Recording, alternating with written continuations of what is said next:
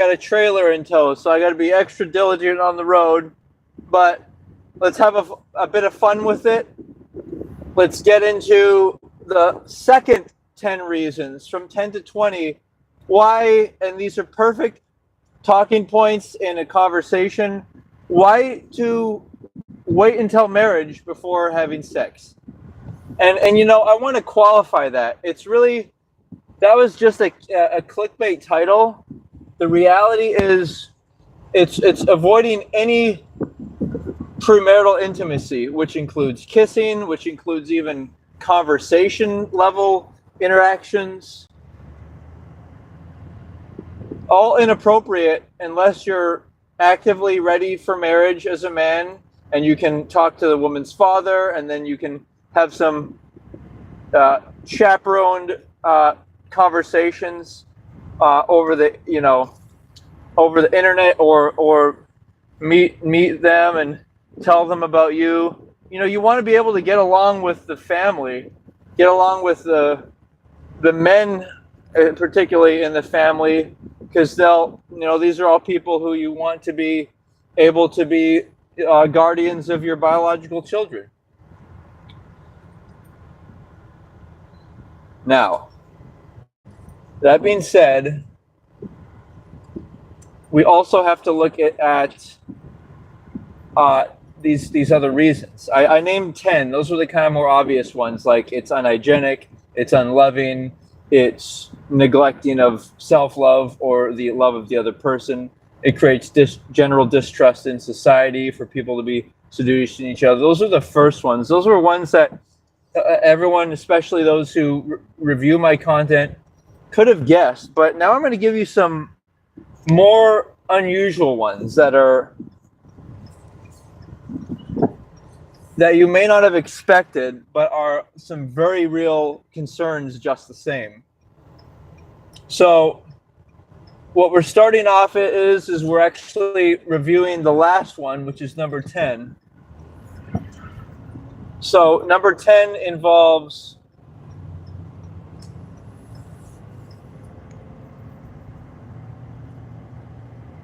the worship of goddess V.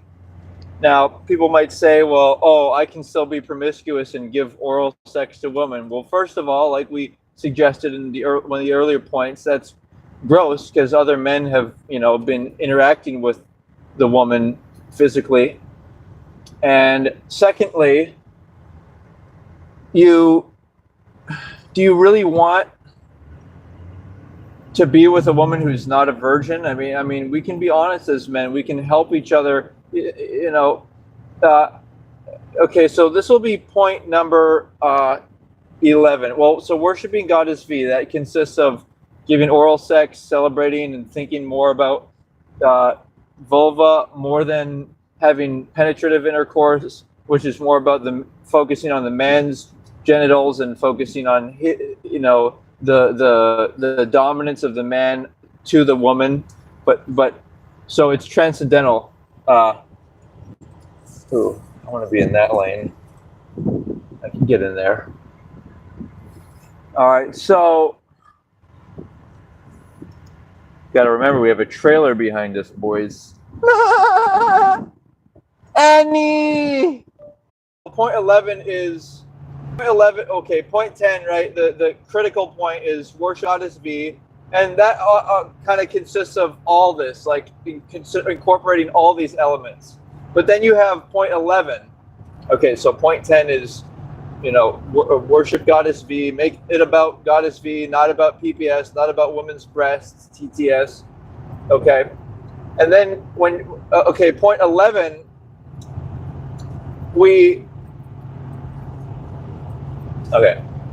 why to avoid premarital intimacy? Point number 11 is because even alpha males can't get a virgin. Like, on the surface level, it might seem like men who are more attractive, to women and more wealthy, and their, lives are together, and, that you might think that they get, the best of women, but the reality is they don't, because they're with women who've been with other men, maybe other alpha men, and they're with these people, and so it's still convoluted, and there's still no virgin women. And so, and to be an alpha man, it means to worship a woman's vulva. You know, that should be more important than you hoping to get a. Okay, here's how you tell, guys. There's the difference between a guy wanting to give a woman a blowjob and a guy wanting a blowjob from a woman. Your first and foremost task is to give a woman a blowjob, right? And it's actually feminine in a way for a man to want a blowjob and a man to want the pleasure, and for a man to want the woman to do what? For a man to want the woman to like give him compliments and compliment his PPS. And of course, you know, in a relationship, you want to find each other mutually sexually attractive. But I'm saying that life is about vulva. Like that's the height of existence. You know, vulva flower, right? So, I gotta crank it up here. There we go. Oh yeah, we're pumping, guys. You hear that diesel pumping, man? I think I'm gonna get into the fast lane. Actually, I'm ready to rock here. All right, so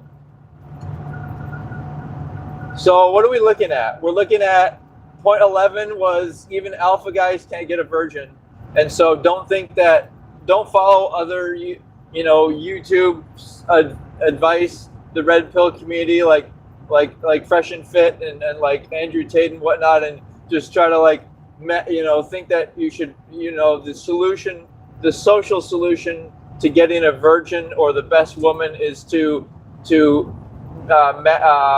just become an alpha male. No, the solution is to create a whole society where people trust each other. The daughters are, everything's sacred. The daughters are protected for the men to have a loving, premeditated and coordinated and committed lifetime relationship. The foundation, of course, is for the children. And the next couple points. Okay, so the next point is, and then that's point 11. Point 12 is going to be like about actually, I want to hint on homosexual matters. And then point 13 is going to be, you'll be very excited, it's going to be a dark aspect of women. And then we'll do a dark aspect of men as well for point 14. So the problem, guys, is even in homosexual relationships, that's one of, them being promiscuous is giving a reason for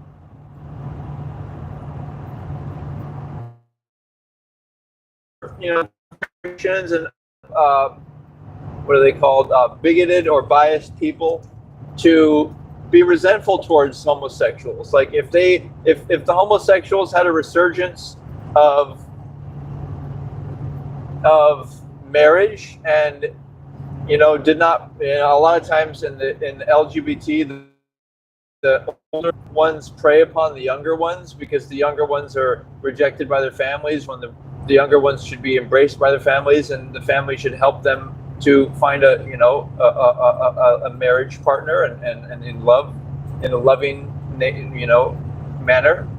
And so what you have is these older LGBT people preying upon the younger ones and everything. It's very unloving.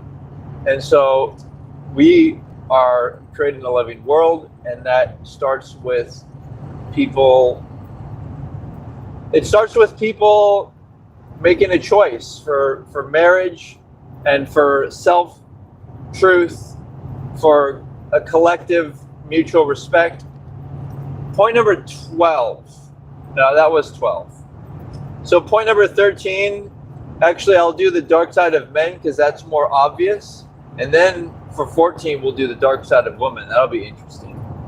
So the dark side of men is pretty straightforward. It's when men don't masturbate and they don't orgasm, they end up wanting to seduce women in order to get off.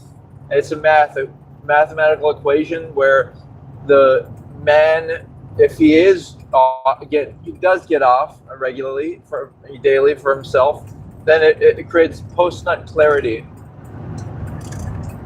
So post-nut clarity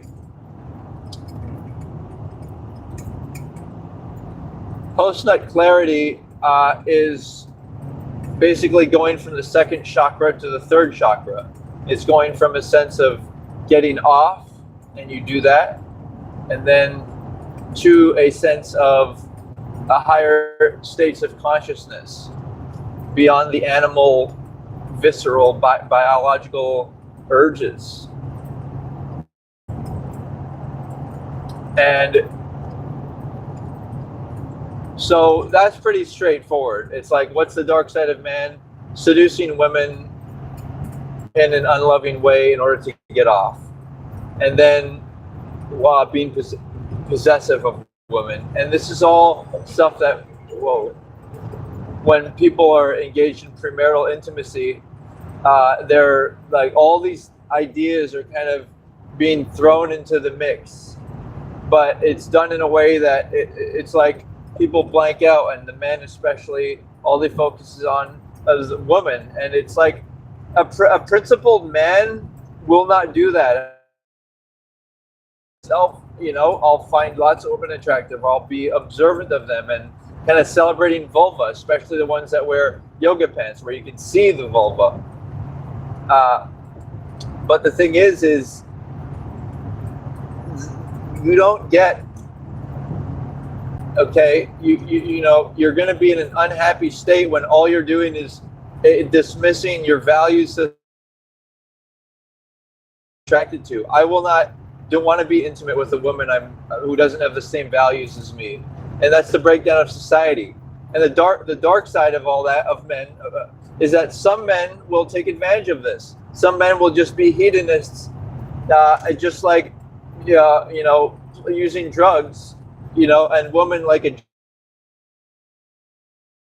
as a drug, or dominating and seducing women in the gamified element of that as a drug, and they'll seduce, corrupt women and make women, want them, or maybe they were an alpha male, and so it just makes it so confusion, and makes it so, why would you want to have, sex with a person who's you consider more attractive than who your future wife or husband is? And then it just, why would you want those memories? It's like as if a similar example would be if you're poor. If you're poor and you suddenly go to like a luxury resort for a day, then you're going to be wanting that. So that's why in life we need to have a gradual build-up improvement. Like, that's why it's so bad to spoil children when they're young. You got to let them discover what it means to be to earn your own way, and to rightfully earn and choose your own money what you want to buy and the experiences you want, and maybe even to pay for the education that you want. As a growing adult. So that's the dark man. That's pretty self-evident. Everyone knows about it, but what people don't know about is point number 14, the dark side of women in premarital intimacy. And it's actually just as dark, I would posit. So women get their value out of the type of man they can attract. So that if a woman can attract a certain caliber of man, then that means that she's at a certain level. And women like attention from various men. They like to show off. That can be either a good side, or it can be flipped to a dark side. Because if women like attention, and the problem with women is they have a harder time really being loyal, and maybe I'm wrong, but from what I've observed and heard, it's like,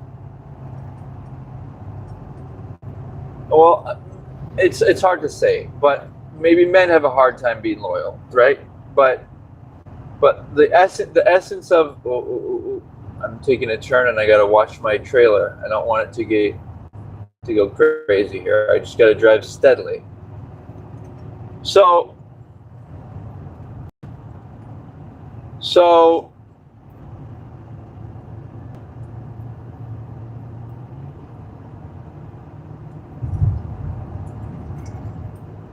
all right. So where we get, what's the direct? Okay, so the dark side of women, you guys, is when women hate each other. Basically, they want to see each other fail. The older women want the younger women to fail because the younger women are trying to are like attracting and seducing the older men and the younger men.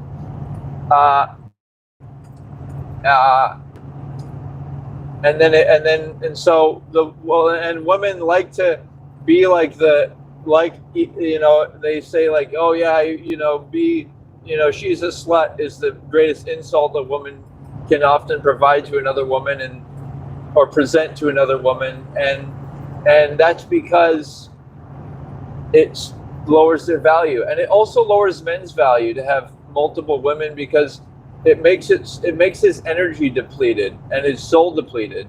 Because what people have to critically understand, okay, maybe this is point 15 and then I'll revert back to point 14. Point 15.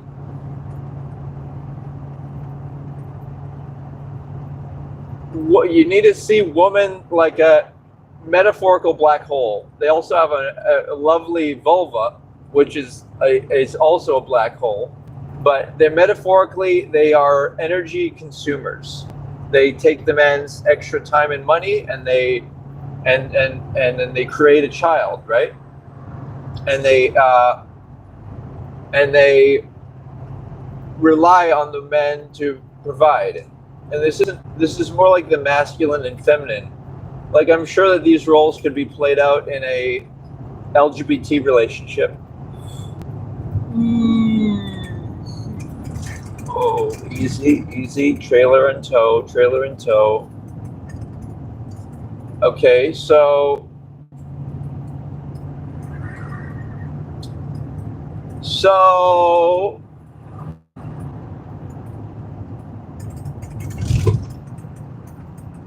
then, okay, reverting to the point 14.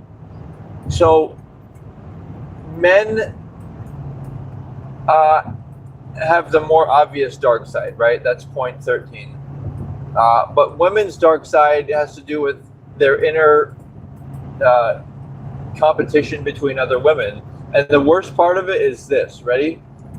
Women, when they have daughters, the older women, the mothers often don't discipline the daughters and just let the daughters be promiscuous because they resent the daughters and they resent their ability to draw and attract older men and younger men. So it's a delicate situation.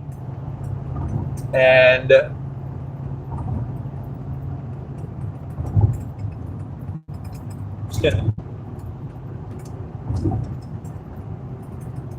so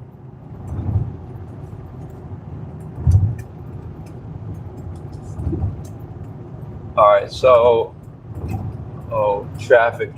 We want to get away from the traffic, boys. We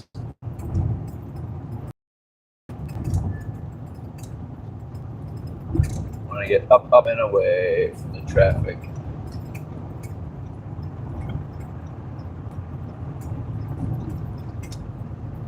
All right, so yeah, and the way we resolve that is by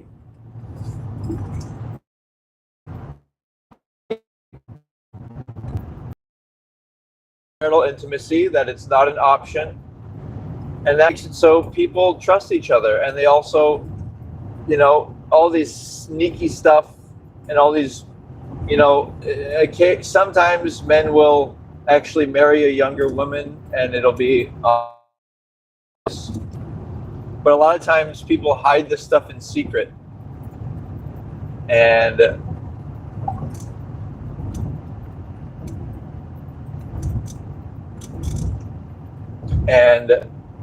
so it just, the premarital intimacy, like, here's the thing, like, people will say stuff like, oh, but you're just trying to like be religious, or you're just trying to be, but marriage, you can't trust it because it's for the state. Well, making all those agreements in a public and legal way affirms your love. It makes it shows that it's real. So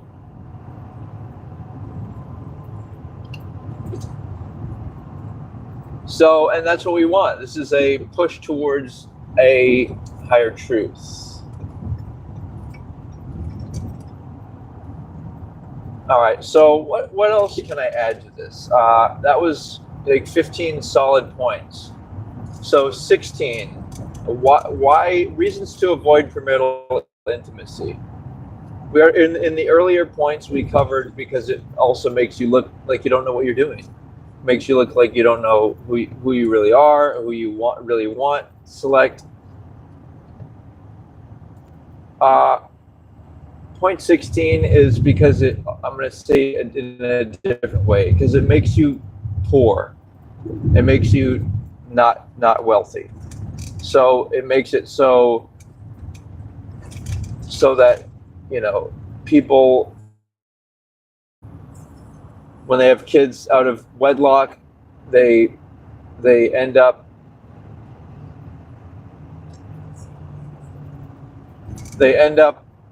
seeking, they end up having to pay twice as much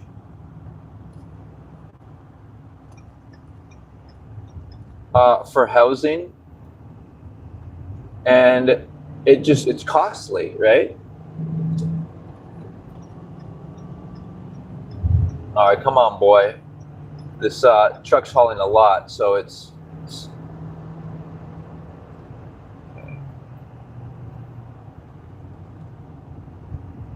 but we got this. Like, I really got to depress on the gas to give it like she's pumping a lot of fuel, you guys. Pumping a lot of fuel. All right, so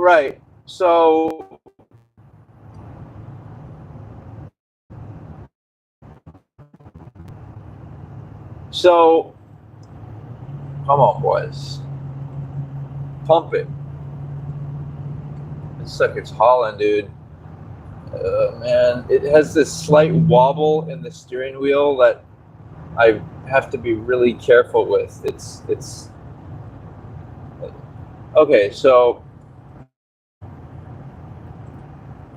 it creates poverty, premarital intimacy, and not even just if you actually have children, but also it makes it so you end up spending your money on people you don't like, people who have different interests as yours. Don't make this just be about a good versus bad thing. Like, make it be about,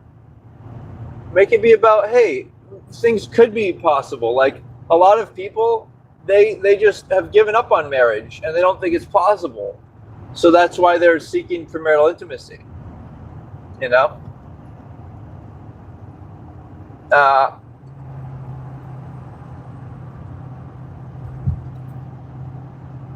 But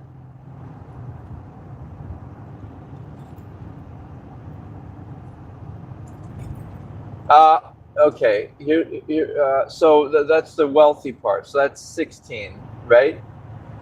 Now here's another one that you might have not, and also you need to think of things from a standpoint of wealth. Like, what would you do if you were super rich? You'd probably buy a house and have a wife, What would you do if you were super rich? You'd probably be more selective about the person, not just physically, but also their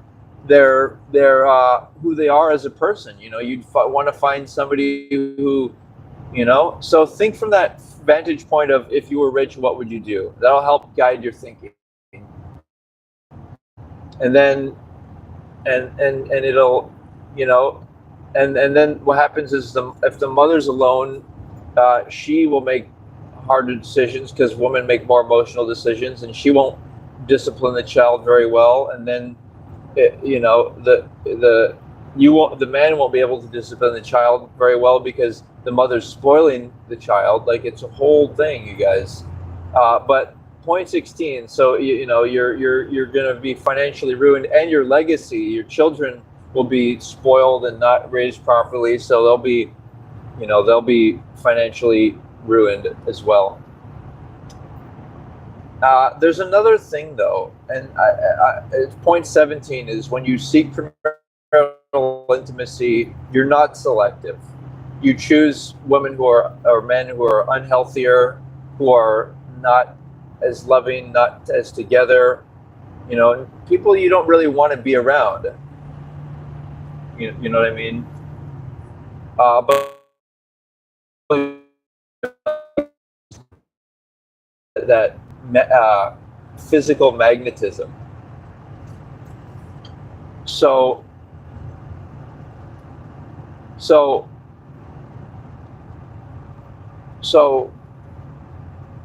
think about it for a second. Imagine looking at a woman, and you know, this is one way to worship Goddess V, is you know, the first thought that this should screen past your mind is, okay, would I want to give oral sex to this particular man or woman? That should be, because it's, you know, it's more like a hygiene issue. It's like your mouth on them, right? On their sexual, on their body. So you're going to be more selective. You're going to choose, you know, when you're avoiding premarital intimacy, it's like, you know, if I have to get married, you know, some people just get married so they can have sex, but that's not a good reason. You should be having sex with yourself so that you don't feel those immediate existential urges, and that you can actually make a thought based on logic and proper scientific assessment of compatibility if they have the same values as you, and same kind of interests. All right, so you'll be much more selective, right? And if you're not, then you'll choose, you know, another thing is like fat. A guy might want a woman who's thicker with fat because it's like sexually, you know, a turn on, but he's not thinking of it in terms of, well, what would she be a good mother, or intelligence of a woman. He might like her body, but is she thinking about her mind? Would she raise the children in a mindful, constructive way, you know? So, and then I want to make a point, point 18 about, okay, avoiding premarital intimacy. Why? The reason a lot of people do it is because they think they're going to go to hell or have some religious, you know, supernatural being persecute them type of thing. That's not a good logical reason why. The reason why is because you're going to suffer in this life, not in a future hell. You're going to suffer in this life if you seek out, and you know, people think of it as sex, but it's not really just sex. It's like bonding and physically getting close to someone, you know. So okay, so moving forward. Okay, forward moving. All right, so that's it. It's poor discernment. I think that was, I want to say 18. Was it 17? 18? Okay, so let's say it was 18. Yeah, I think it was 18. It was the poor discernment. So I need 2 more points, guys. Let me generate 2 more points. And the second collection of from 10 to 20 points, it was more about more things that people don't normally think about. The first 10 were essential, and maybe Goddess V people haven't thought about, but okay, so I got to think of 2 more reasons that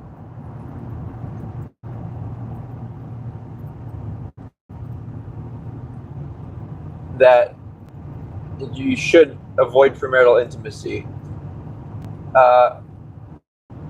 I think one of them is just that you can't be present with yourself. So point 19, you can't love yourself if you do that, because you're really letting your sexual desires and that second chakra energy take over. You're letting, what else are you letting take over? You're letting other people seduce you and take you over. So it's a very external experience, and life can only be experienced in the internal. So, and by the way, I got a fun point for point number 20 already. You guys will like this as a conclusory thought. Got to get in this lane. So reality is that, do I want to, yeah, I want to, no, I can't make that turn. I think I got to get off here, boys.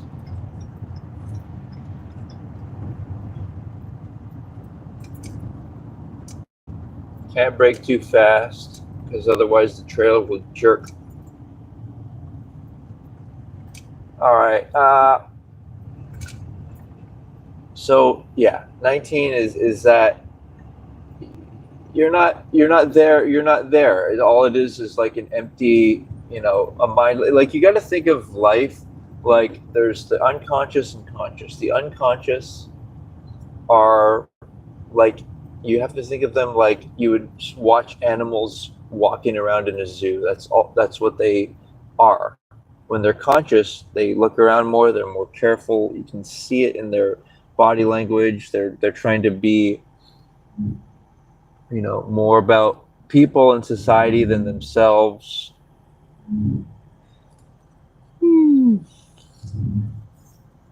And the number 20 is like the best one. It's like the one that will convince, I think, the most people. So yeah, 19 is you it's not you. You're not being you. If you're seeking premarital intimacy, all you're doing is being a monkey, being an animal. I don't know. Okay, let's see here.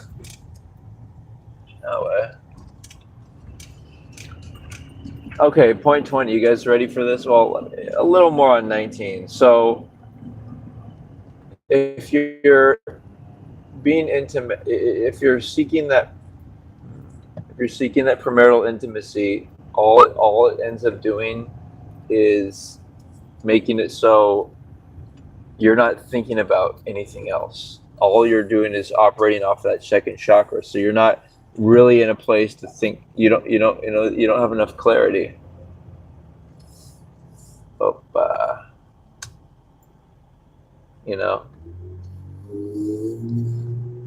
So, and what else? So point 20 is the fun one. You don't have as much sex. Now, obviously, you got to wait and be patient.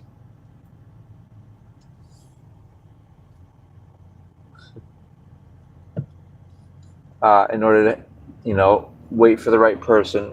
But it makes it more satisfying that you waited and that you gave that, if you're, thinking about your future wife, right, your future husband, and giving it to them, that's actually kind of a bonus point, like a lucky 21.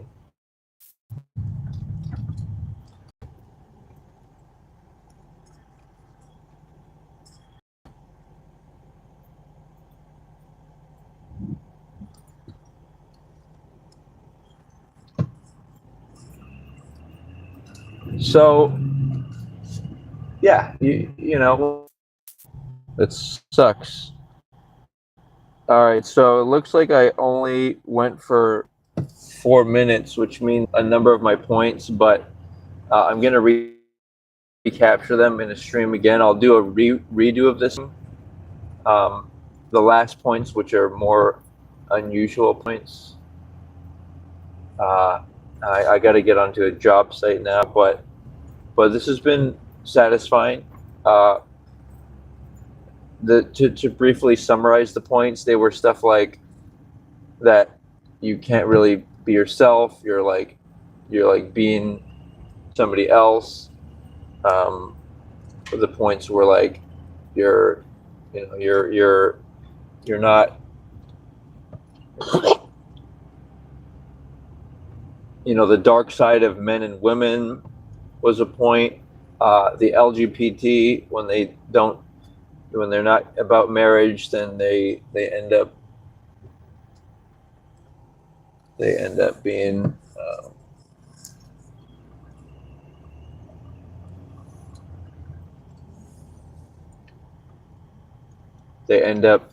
people look down upon them.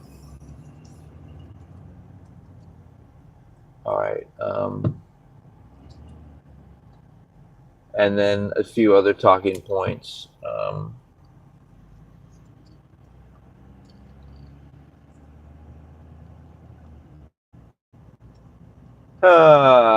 Yeah.